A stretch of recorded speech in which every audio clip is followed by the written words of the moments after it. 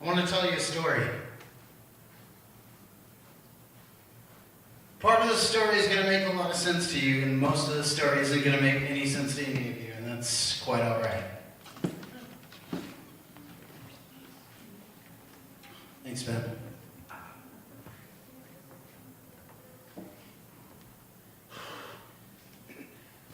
I got my first W-2 job when I was 14 years old. I filed my first tax return using a brand new, or what I understood as a brand new or newer 1040 Easy form in 1997. And I drove with my mother and my brother and rushed to downtown St. Paul, not just 5 blocks away from here, and dropped my tax return at nearly midnight in the big, large bin of letters that the St. Paul postal workers were running down the hill with in front of the now old post office.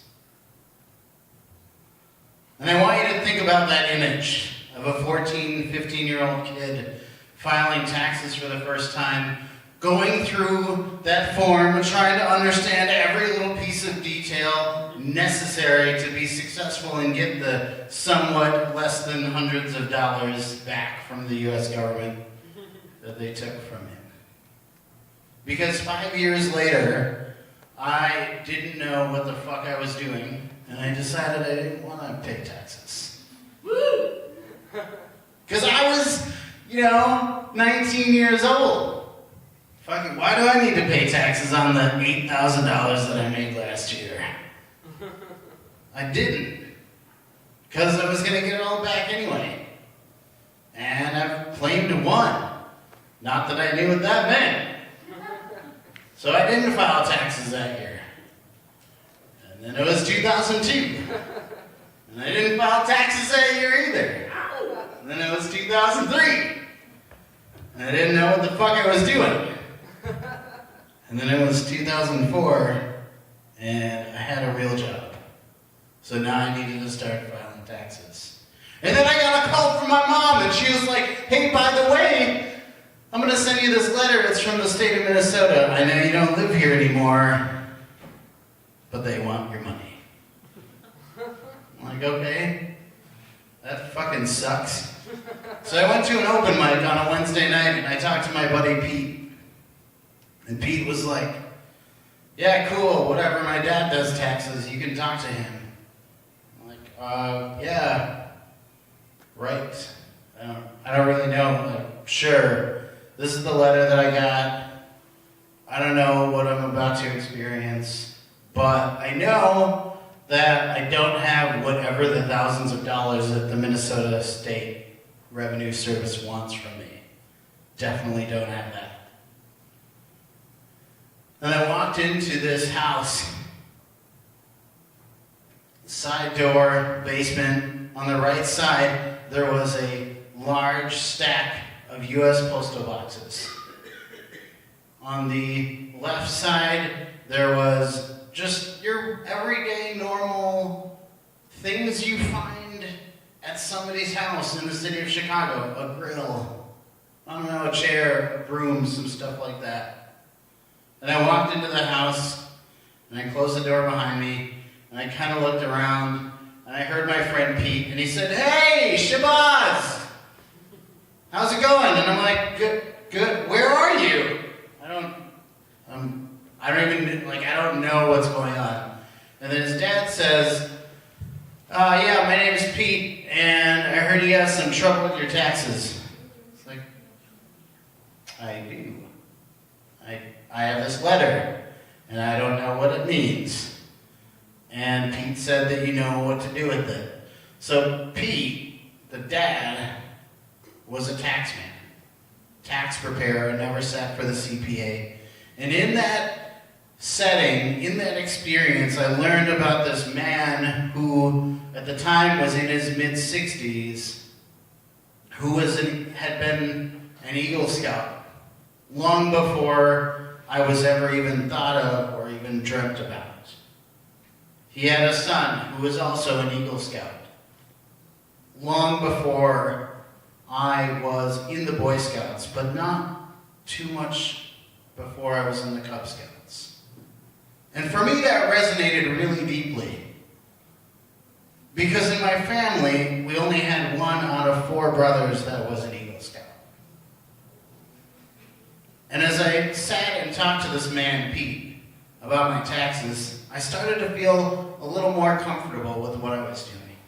I started to understand that there's a little more that I needed to learn about doing my taxes, and that it wasn't as easy as the 1040 EZ form I had filled out in 1996 or 97 and ran all the way down to downtown St. Paul and dumped in a big, huge bin. There were questions that I had to answer. How many purchases had I made in these specific things? Did that matter this year? How much time did I actually live in the state of Illinois? Did I ever live in the state of Minnesota? Well, kind of, but not really. I'm not really in there. And as I learned more and more about how to do my taxes better, I learned more and more about this man, Pete. Pete was an overweight gentleman, obese, morbidly so, smoked like a chimney, and it was there that I learned that you could buy cigarettes online for $15 a carton. In 2004, that was very cheap. And the plan was that I would work with Pete, and Pete would help me stay out of trouble. And I would then work with his son to clean up the house, make some changes, do some work, pay them what I could against my tax bill that I had with them, and then we'd work out the rest in barter. And as I sat with Pete that time, and then the next year, my tax bill grew and grew and grew. And I remember looking at it, $1,300 to get my taxes done in 2004.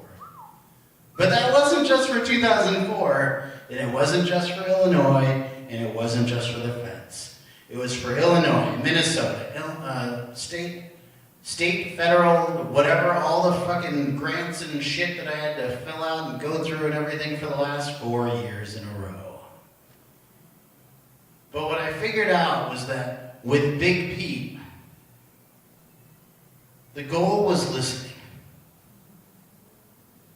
Listen to what this man had done in his life. Not just because you can hear what he has to say, he's going to just, forgive your tax bill with him. No. Listen to what Big Pete had to say. Because he was sharing with you gems that you would use forever and ever.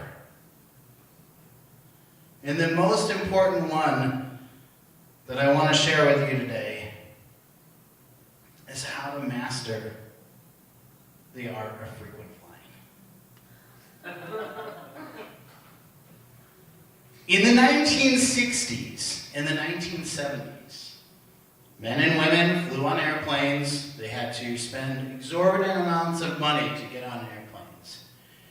The planes went to and fro, and this man was a man who traveled for business. And in 2004, and 2005, and 2006, I would have told you that I would never understand what that's like. But Pete did. And Big Pete told me all about it. And he said, Shabaz, the way that you have to travel is in style. You have to get on the plane whenever you can. And I'll tell you why.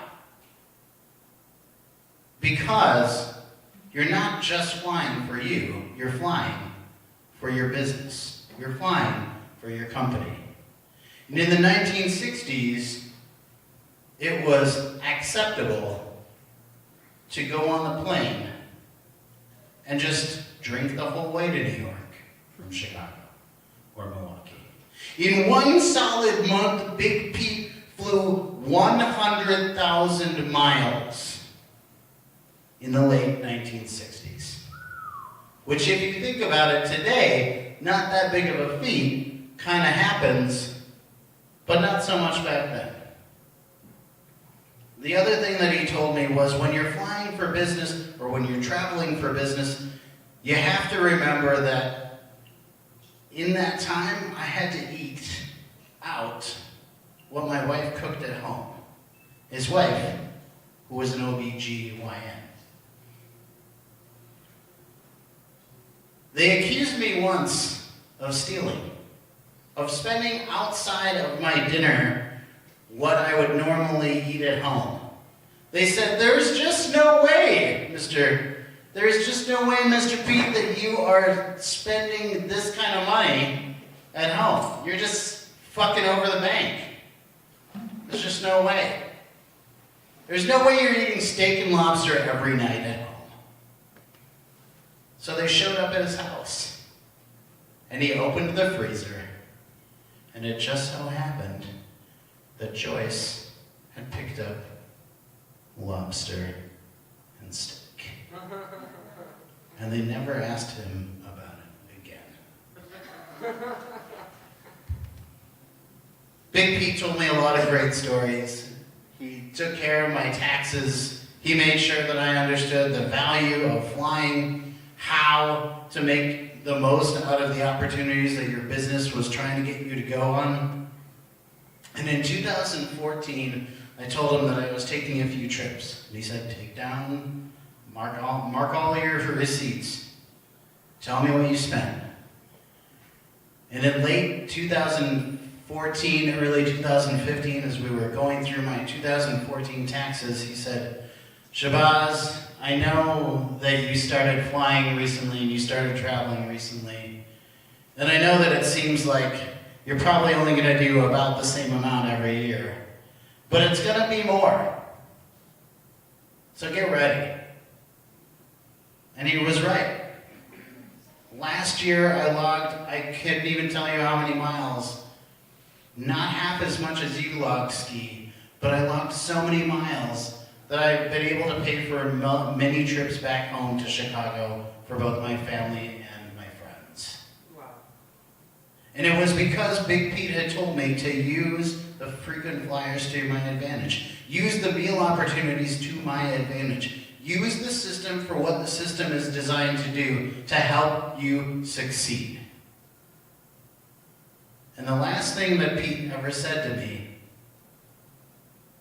was, I had to start a new business recently. Not had to, I chose to. And Pete was on the phone with me, explaining the whole thing. He said, I think you're agile enough. It was not a word that I heard anybody use that wasn't a computer programmer in the last 5 years. He said, I think you're agile enough to get through the IRS website to set up your own business. So the next day, I logged into the IRS website, and I got all excited, and I was like, okay, all right, I found out where I need to go. I'm at my friend's house, not a problem, gonna work it out, super great deal. Ooh, what do I choose?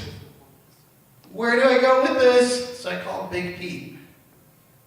And he walked me through the system. He wasn't looking at his phone. He wasn't looking at any paperwork. He just heard me say 3 words, and he said, that one, choose this, click next, then choose that, then choose this. Data processing and web development. Did you check the name? Yep, okay. Click OK. Did you get a PDF? Yep, okay, you're done. I'm done? It's like, yeah, you just create, yeah, it's all set. I'm going to get back to my show now. Those were the last words I ever heard.